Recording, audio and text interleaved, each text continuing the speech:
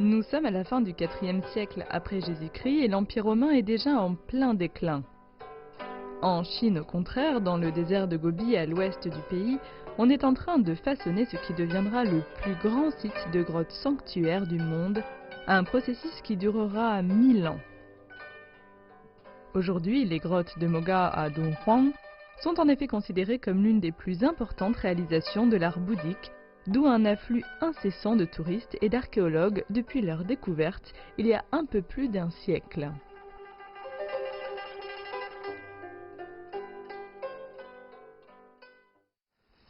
Voici Monsieur Neville Agnew, cet éminent expert en restauration du patrimoine qui vient de Getty Conservation Institute, travaille sur les grottes de Mogao depuis la fin des années 1980.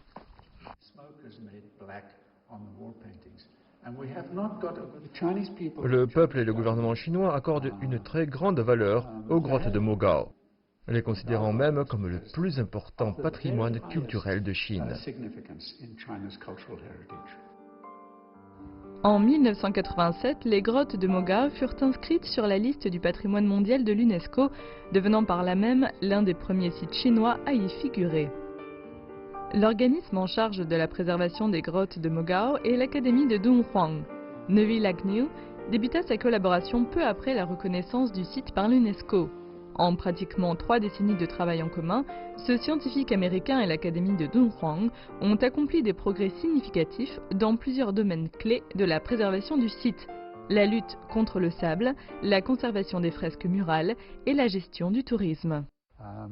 J'étais venu ici avec un collègue du Getty Institute pour estimer les possibilités de collaboration avec l'Académie de Dunhuang, mais aussi plus largement en Chine. En fait, à cette époque, le représentant de l'UNESCO en Chine avait sollicité notre venue ici pour voir s'il y avait des opportunités de collaboration. Juste un an avant, les grottes de Mogao avaient été inscrites sur la liste du patrimoine mondial de l'UNESCO.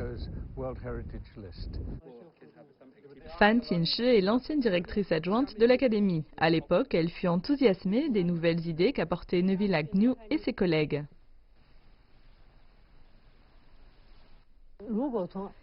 J'ai rencontré M. Agnew il y a 27 ans et cela fait 26 ans que nous travaillons ensemble. Je me souviens encore de ce qu'il m'avait dit à l'époque: ce dont vous avez besoin en Chine, c'est de la gestion. On pense que le premier sanctuaire excavé de Dunhuang date de la seconde partie du IVe siècle. D'après une légende, c'est en effet à cet endroit que le moine Yuezun avait eu la vision de la lumière de Bouddha, un miracle qu'il décida de commémorer en excavant un sanctuaire dans le flanc de la falaise. Les grottes de Mogao se situent au sud-est de Dunhuang, une cité qui était alors pour le bouddhisme une porte d'entrée vers l'intérieur de la Chine. Des preuves matérielles de ce bouddhisme des premiers temps ont été retrouvées dans toute la région. À la fin du IVe siècle, Dunhuang était un important carrefour commercial sur la route de la soie. Le climat de Dunhuang se caractérise par un air sec et de rares précipitations, et même si cette aridité est favorable à la conservation des peintures murales, elle n'est pourtant pas sans danger.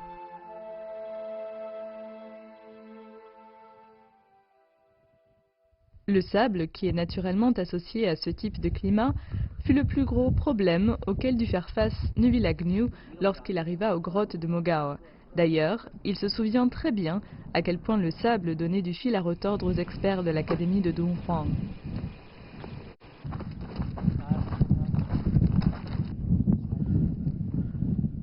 Nous sommes ici en haut de la falaise, en face du plateau et au-dessus des grottes de Mogao. Là-bas, ce sont les monts Sanwei. Cela a bien sûr été un problème pour l'Académie de Dunhuang de se protéger du sable. Avant, nous avons développé plusieurs techniques pour arrêter le sable ou bien le réduire. Chaque année, le personnel de l'Académie devait déblayer lui-même 2000 mètres cubes de sable accumulés à la base de la falaise s'il ne voulait pas que les grottes les plus basses soient de nouveau ensevelies. Après l'ouverture de la passe de Tiahuquan au XVIe siècle, le travail ici s'est terminé graduellement et les gardiens des sanctuaires sont partis. Laissés à l'abandon, les grottes se sont alors retrouvées envahies de sable et se sont détériorées. Aujourd'hui, c'est ouvert au public, mais avec le sable et la poussière, la visite n'est pas toujours agréable. C'est un gros problème, parce que lorsque la rivière est en crue, c'est déjà arrivé, ou lorsqu'il pleut, le sable qui s'est accumulé à l'entrée des grottes est très humide. Ça provoque des moisissures à l'intérieur et ça détruit les peintures murales. C'est la raison pour laquelle, au bas de la falaise, on trouve de nombreuses grottes qui présentent des signes de détérioration. C'est dû au sable mouillé qui bloquait leurs entrées. Alors, en 1989, ça a été un grand défi pour nous que de trouver des parades à ce phénomène. Lorsqu'on est arrivé ici, l'équipe du Getty Institute est arrivée en 1988. Ça a été l'un de nos premiers défis. Qu'est-ce qu'on peut faire pour lutter contre le sable? Alors, on a utilisé ce matériel importé d'Australie. C'est un genre de tissu tricoté. C'était en fait un tissu qui a été conçu pour le secteur de l'horticulture, pour mettre à l'abri les cultures de fleurs et de légumes. Ici, ce qui est intéressant, c'est que lorsque le vent souffle à travers ces mailles, sa vitesse est divisée par 2. Évidemment, ce qui se passe, c'est que le vent déplace le sable. Et comme on peut le voir, le sable s'accumule de l'autre côté. Bien sûr, à la longue, le niveau de sable augmente. Alors de temps en temps, disons chaque 10 ans, il faut l'enlever avec une machine. Mais c'est quand même mieux que de devoir balayer 2000 mètres cubes de sable par an avec juste un balai à la main. En l'espace d'un an, on a immédiatement compris que ça réduisait de 60% la quantité de sable à la base. Alors, ces 60% de réduction ont d'emblée été vus comme un gros progrès. Ce n'est pas la solution, mais c'est une réduction conséquente. La seconde digue anti-sable est une ceinture végétale. On peut tout de suite constater la quantité de sable accumulée ici, sur cette crête où poussent les plantes. Là-bas, on aperçoit le niveau naturel. Alors vous voyez que même les plantes, ça fait 1 mètre de haut, non? 1,5 mètre, oui, c'est ça. La rivière Dang Thuan charrie beaucoup de sel. Vous pouvez vous en rendre compte ici. À côté du système d'irrigation par goutte à goutte, vous voyez cette tache blanche? C'est pas vraiment le sel qu'on consomme. Une fraction, oui. Mais c'est en fait plus un mélange avec du chlorure de sodium, du sulfate de sodium, du sulfate de magnésium, des carbonates et du sel. C'est donc différents sels qui sont dissous dans cette eau. Bien sûr, il y a pas mal de plantes qui ne peuvent pas l'assimiler et qui meurent. Mais ces plantes-là se sont adaptées. D'où le fait qu'on ait choisi de faire pousser ici ces 5 types de plantes pour voir ce que ça donnerait. Pour contrer l'avancée du sable, l'Académie de Dunhuang a également recours à un autre procédé efficace que l'on appelle ici une grille d'herbe. Au bout du compte, tous les efforts déployés par les experts chinois et étrangers se sont révélés efficaces pour lutter contre le sable.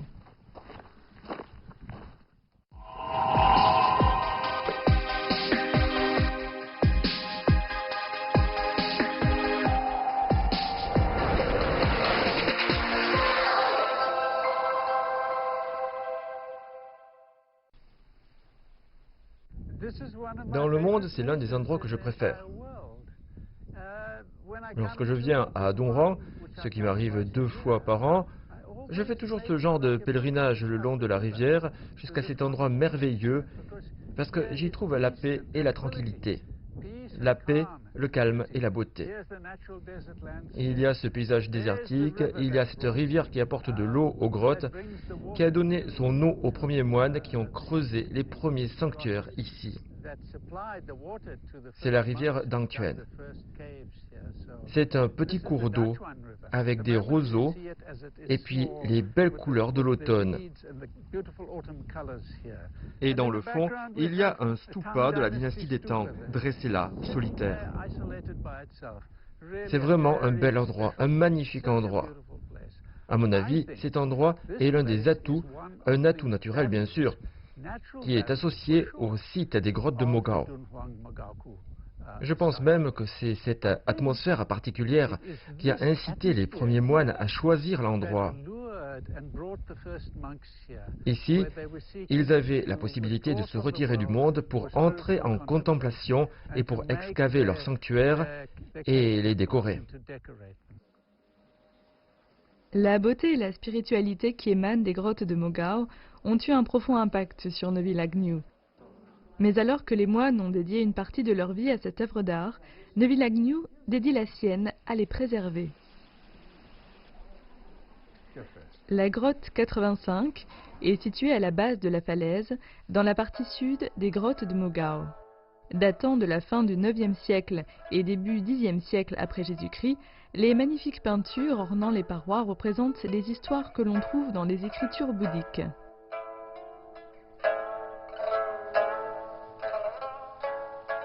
Malheureusement, la grotte 85 a subi de gros dommages. En effet, les sels naturels contenus dans le sable qui a envahi les grottes suite aux inondations et à la pluie se sont dissous et par conséquent cristallisés. Ainsi, en venant se loger sous l'enduit d'argile, le sel l'a attaqué, ce qui a provoqué d'énormes dégâts sur la couche de peinture qui s'est écaillée. Pourtant ici, le terme conservation n'est pas synonyme de restauration et encore moins de reconstitution des peintures. Et ici, le plus important, c'est que personne ne vienne faire des retouches ou ajoute des pigments parce que ce que ça créerait alors, c'est quelque chose qui n'est pas authentique. L'authenticité, c'est quelque chose qui est très important dans notre domaine, qui se propose de conserver les véritables matériaux tels que retrouvés. La conservation vise donc à la stabilisation. Cela témoigne de l'histoire du lieu et ça, c'est une chose importante à transmettre.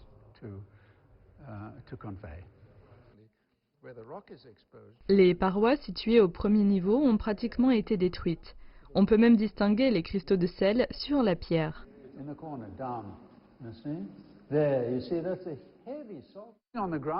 Nous nous trouvons à la grotte 85, au premier niveau, et nous examinons les détériorations causées au fil des siècles. Si l'on part du bas, on peut voir que la peinture murale a totalement disparu. Nous avons là la roche naturelle, du conglomérat. Ici, nous avons l'enduit d'argile. Un peu plus haut, des restes de peinture.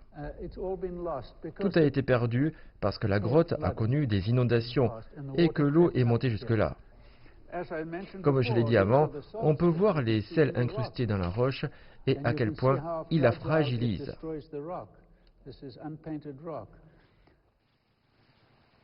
Neville Agnew reste convaincu que le coulis est le meilleur moyen de refixer les morceaux d'enduit à la roche.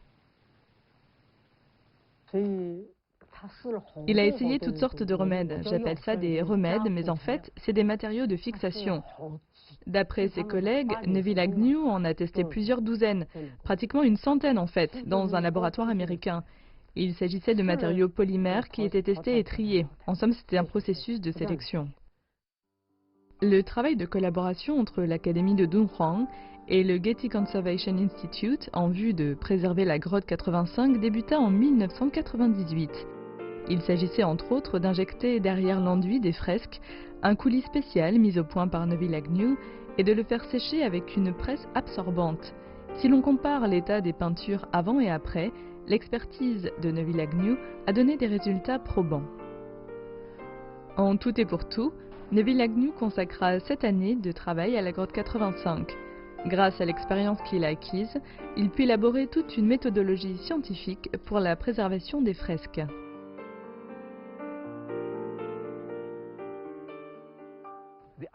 L'idée était de s'occuper d'une grotte aussi bien que possible et d'appliquer la même méthodologie ailleurs. L'Académie de Dunhuang l'a adoptée dans la grotte 98, plus grande que la 85 juste à côté, et qui date du Xe siècle. Cette grotte-là est très similaire, mais en plus grand. C'est là qu'on a compris que notre travail avait eu un gros impact. Au cours de ces 3 décennies de travail dans les grottes, Neville Agnew a tissé des liens étroits avec 2 générations d'experts de l'Académie de Dunhuang. En tant que collègue et ami, Neville Agnew est apprécié et respecté par le personnel de l'Académie. Mais sa contribution ne s'est pas limitée à la préservation des grottes de Mogar, puisqu'il a formé en parallèle tout un groupe de scientifiques dans ce domaine.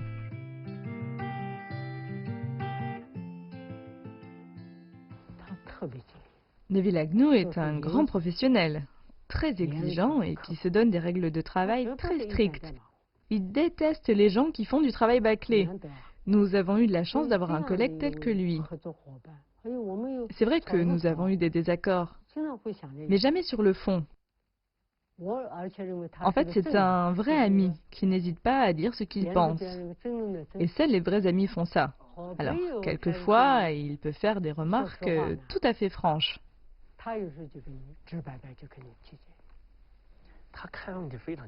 Il a un œil sur tout.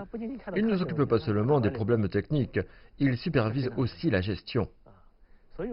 C'est un atout incroyable pour nous.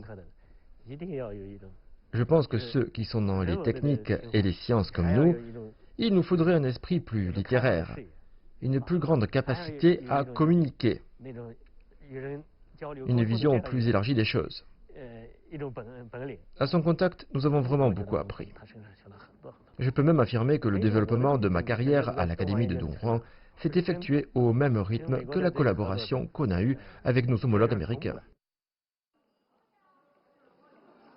Depuis leur ouverture au public en 1979, les grottes de Mogar ont attiré des touristes du monde entier. Pour la première fois, en 2015, leur nombre a même passé la barre des 1 million. Néanmoins, malgré l'indéniable succès populaire, ceux en charge de la préservation du site sont bien conscients de la fragilité de ces grottes. À présent, la tâche de Neville Agnew est donc de trouver un équilibre entre préservation et tourisme.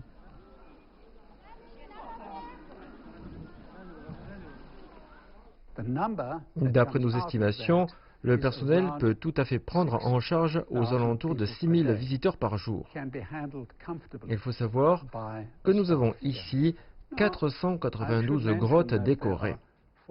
Alors on nous dit, avec 492 grottes, pourquoi est-ce que vous n'en ouvrez pas plus? La raison, c'est que certaines sont trop petites, certaines minuscules même. Certaines sont si endommagées qu'il n'y a plus à voir la moindre fresque. C'est ainsi que le nombre de grottes visitables se réduit à une centaine, soit presque 1/5 du nombre total. Un peu plus peut-être. Mais c'est à peu près l'ordre de grandeur. C'est un nombre réduit. Mais ce sont aussi les grottes qui ont le plus de valeur et qui présentent le plus d'intérêt pour les visiteurs. Ce sont les plus belles et les mieux préservées. C'est pourquoi il est important que nous ayons une bonne stratégie pour gérer l'afflux des touristes. Nous voici au centre de gestion du tourisme. Sur les écrans apparaissent des données en temps réel sur chacune des grottes. Là, vous avez le nombre de visiteurs aujourd'hui. Ici, c'est l'heure, et là, c'est le nombre total de visiteurs en temps réel pour cette grotte-là, à savoir la 231. Vous avez la température à l'intérieur de la grotte, ainsi que le taux d'humidité, qui est un facteur crucial. Le dioxyde de carbone, c'est important pour le confort et la sécurité des visiteurs. Là, c'est l'afflux des visiteurs et le numéro de la grotte. Alors, si la grotte s'affiche sur le système d'alerte, il y a peut-être quelque chose qui cloche et ça clignote. La veilleuse jaune qui clignote indique que la grotte 148 a un niveau trop élevé de dioxyde de carbone. En d'autres mots, il y a trop de touristes. Tout le monde veut aller voir cette grotte. C'est l'une des 4 incontournables. Alors, il est très difficile d'avoir un air stable à l'intérieur.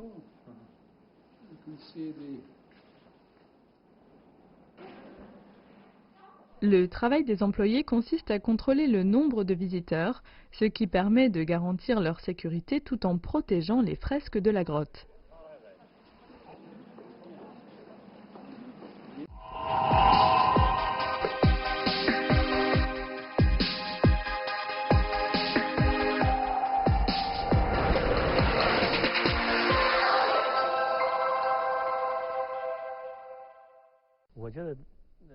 Je trouve que Neville Agnew est un scientifique épatant. D'abord, c'est un humaniste. Un scientifique qui n'aurait pas cette qualité partirait une fois le travail fini.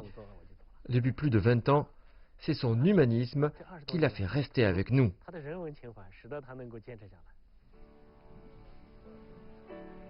Durant presque 3 décennies, Neville Agnew a consacré un mois tous les ans aux grottes de Mogao. Pour lui, Dung Huang, c'est une seconde maison. Aujourd'hui, comme le temps est agréable, les 3 amis ont décidé de faire une balade. Et où est-ce que vous logiez? C'est une salle d'expo maintenant. La pièce était séparée en 2. Il y avait une dame qui vivait là avec ses 2 enfants et moi, je logeais ici. Et regardez comme on était jeunes. C'est vraiment Neville? C'est Lao Huang, Huang. Et là, c'est vous, Monsieur Lin et Steven. Ah oui, on était jeunes à cette époque. Voilà Martha, moi-même et Jonathan en train de prendre des photos. Wang Xudong avait encore des cheveux. Aujourd'hui, il a plus un poil sur le caillou. Et là, c'est vous.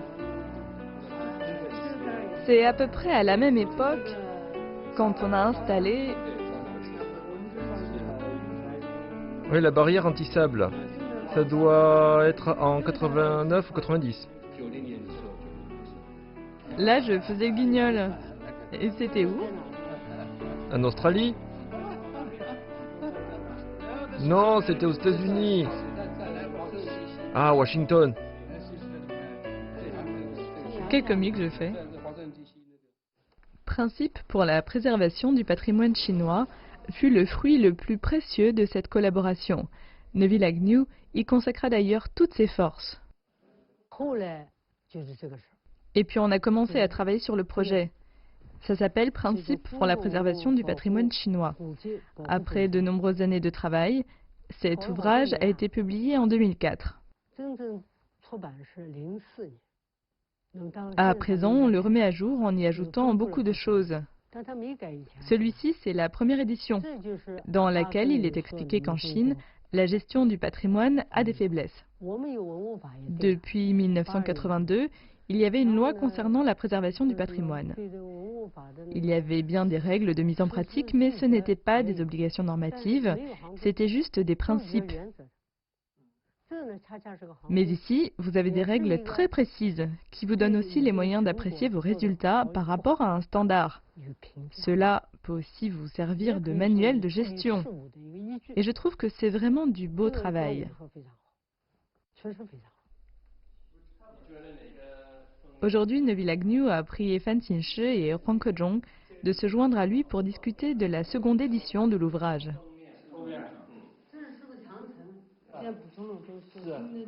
Je pense qu'on ne peut pas changer les grands principes. Il y a encore des sites historiques tellement endommagés. Il s'agit juste d'ajouter de nouveaux contenus, surtout pour ce qui est des principes de préservation. En couverture, c'est la Grande Muraille. Mais cette photo n'est pas terrible. Il en faut une autre. Mais ça doit être la Grande Muraille. Neville Agnew conserve dans son bureau une collection de chapeaux.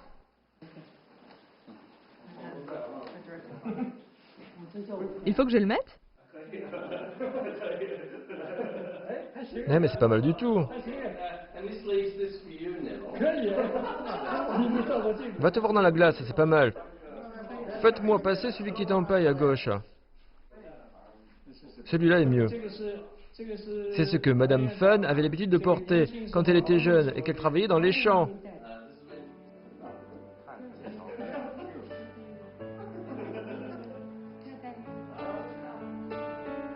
Depuis plusieurs décennies, Fan Xinshi, Neville Agnew et Huang Kejong ont dédié tous leurs efforts à la préservation des grottes de Mogao. Les 3 amis qui ont aujourd'hui pris leur retraite consacrent désormais la plupart de leur temps à la formation de nouveaux spécialistes qui veilleront à leur tour à ce que les fresques murales puissent encore être appréciées par les générations futures. La collaboration met donc à présent l'accent sur la formation. Ainsi, les différents ateliers mis en place visent à former encore plus de scientifiques dans le domaine de la préservation des fresques murales.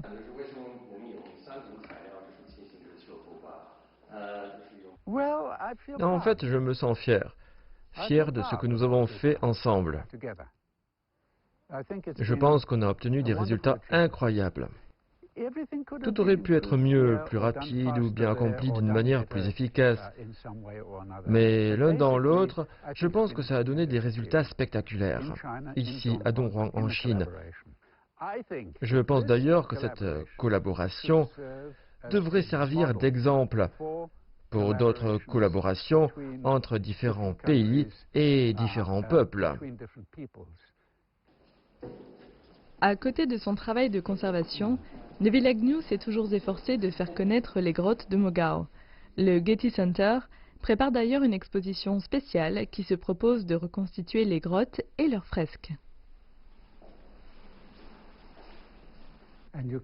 Vous pouvez voir dans cette grotte, la numéro 285, les influences bouddhiques originaires de l'Inde. Dans la fresque, on peut également voir des éléments de mythologie Han antérieure au bouddhisme. Lorsqu'on observe les visages, on peut distinguer des moustaches, une influence de l'Inde. Ces reproductions montrent l'état véritable de ces grottes. On peut voir le degré de détérioration ainsi que les grottes telles qu'elles sont aujourd'hui et pas telles qu'elles étaient à l'époque. Ce sont donc des reproductions en tout point fidèles à la réalité. C'est très important si l'on veut qu'aux États-Unis, un large public puisse apprécier la beauté de cet art-là. Peu de gens ont la possibilité de visiter Donghua. C'est un lieu éloigné encore aujourd'hui et c'est cher pour y aller. Alors, nous pensons que c'est une manière très originale d'apporter cet art au public américain.